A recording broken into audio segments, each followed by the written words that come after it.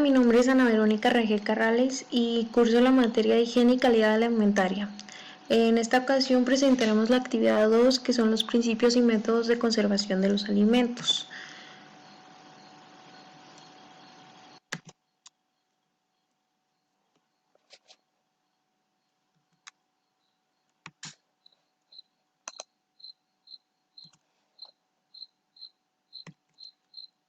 Los métodos de conservación de alimentos son el conjunto de procedimientos y recursos para la preparación y almacenamiento de todo alimento con la finalidad de guardarlos y consumirlos en un tiempo después.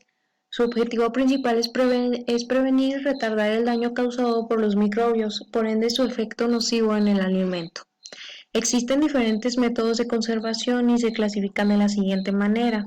Existe la variación del grado de temperatura. Este puede ser frío por medio de la refrigeración o congelación, en calor por medio de la pasteurización, cocinado y esterilización.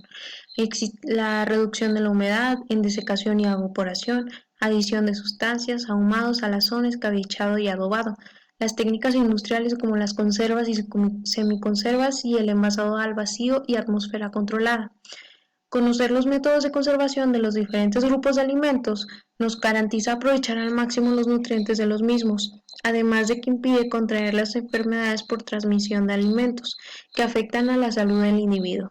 Esta actividad tiene como propósito lo antes mencionado, de manera que se explicará el método de conservación adecuado para cada grupo de alimento a un alimento específico, determinando así la mejor solución y el mejor aplicación de los métodos de conservación.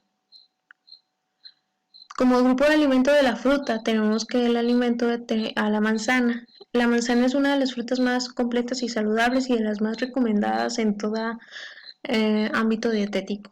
El método de conservación ideal es el método de conservación en frío, en refrigeración. Este método consiste en disminuir el crecimiento bacteriano en los alimentos por medio del enfriamiento del alimento. Este grado de enfriamiento dependerá del tipo de alimento, su humedad y composición.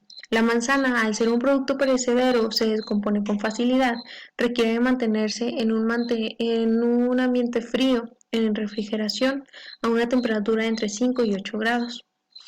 Con este diagrama de flujo se explica lo siguiente: la recepción de manzana, la selección y clasificación, el lavado y desinfección, que de preferencia se hace con bicarbonato de sodio y se enjuaga con agua potable. El instrumento de almacenamiento, que sería lo más recomendable en una bolsa de plástico dentro del refrigerador, y el almacenamiento en el refrigerador a una temperatura de 5 a 8 grados.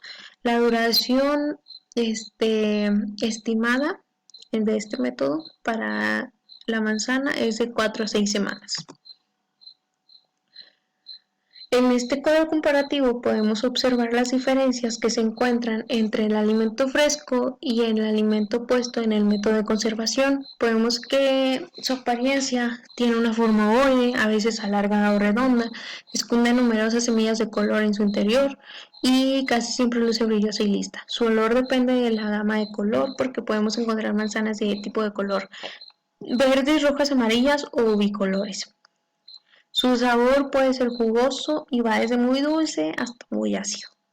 Es muy rico en vitaminas, se compone por el 85% de agua e hidratos de carbono. Su fructosa la encontramos en gran cantidad, su glucosa y sacarosa en menor cantidad.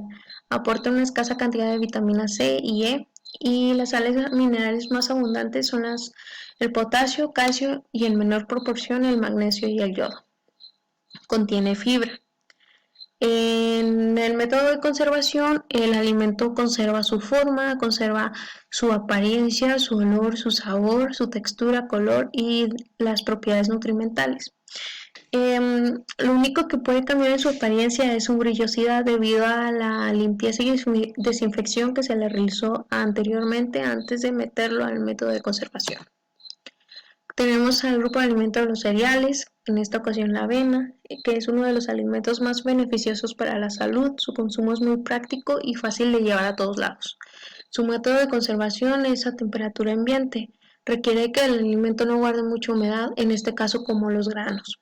La avena se conserva en un recipiente hermético a temperatura ambiente, lejos de la humedad y el calor. Esto puede ser como un topper. Su diagrama de flujo es el siguiente: la recepción, inspección del cereal, limpieza y acondicionado, descarrillado y desgerminado. Aquí es importante evitar el daño en los granos, su cocción y su secado se realiza con agua a presión, su reposo que es necesario para equilibrar la humedad de los granos, su tuesta, se corta y categoriza, se vuelve a tostar, se ensaca y descarga y ahora sí se mantiene a una temperatura ambiente en un recipiente hermético. Es necesario utilizar productos herméticos para así evitar la humedad y contaminación. Encontramos en su cuadro comparativo que su apariencia en el alimento fresco, su mezcla es homogénea de hojuelas de tamaño uniforme, ovalada, borde suave, superficie compacta y sin desprendimiento. Tiene un olor natural, es muy natural, su textura es suave, siendo molida y entera se deshace fácilmente en la boca, es blanda, es de color blanco u amarillento, por 100 gramos aporta 350 calorías. Si bien este alimento aporta una gran cantidad de calorías, más sin embargo el enriquecimiento nutricional es muy óptimo para la salud del individuo. Y además de este alimento es de asimilación lenta. Esto quiere decir que nos llenará en un tiempo más prolongado y evitará que no nos dé hambre en, en muchas horas, a diferencia de los alimentos de asimilación rápida. Este alimento en su método de conservación mantiene todo su color, olor, textura y demás. Si el alimento no se guarda de la debida manera, puede ocasionar que este agarre humedad y por lo pronto se eche.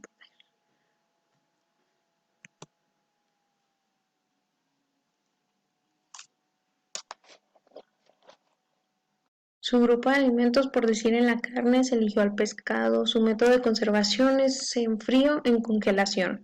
Esto no consigue hacer inmune al alimento libre de bacterias u organismos que aceleren su descomposición, sino más bien que detiene el crecimiento y multiplicación del mismo. Es bien sabido que cualquier alimento a temperaturas frías hace que el nivel de bacterias se quede en su número. De lo contrario, al meterlo a una temperatura caliente, lo que hace que se disipen las bacterias. En esta técnica, el alimento se somete a temperaturas de entre 12 a menos 18 grados, garantizando así la no proliferación de bacterias, levaduras y hongos.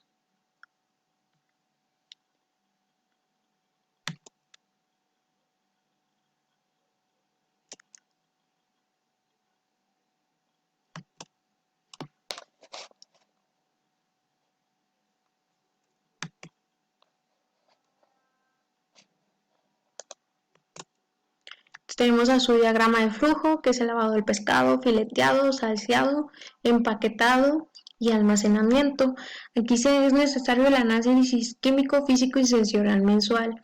De esta forma lo podemos hacer en la casa al visualizar el alimento aún y cuando esté en congelación, viendo que se encuentre de una apariencia estable, un buen olor y son características que se ven a simple vista y que es muy importante ver porque de lo contrario esto puede contaminar a los demás alimentos en caso de que este ya esté echado a perder.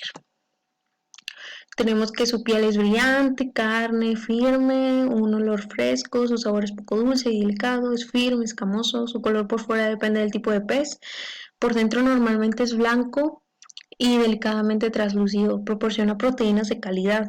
El alimento con método de conservación mantiene las mismas características nutrimentales y organolépticas. Lo único que puede cambiar es la apariencia del pescado, tornándola a un tono de color más apagado, pero en sí no afecta al alimento. Ahora tenemos el grupo de los lácteos, se eligió la leche entera.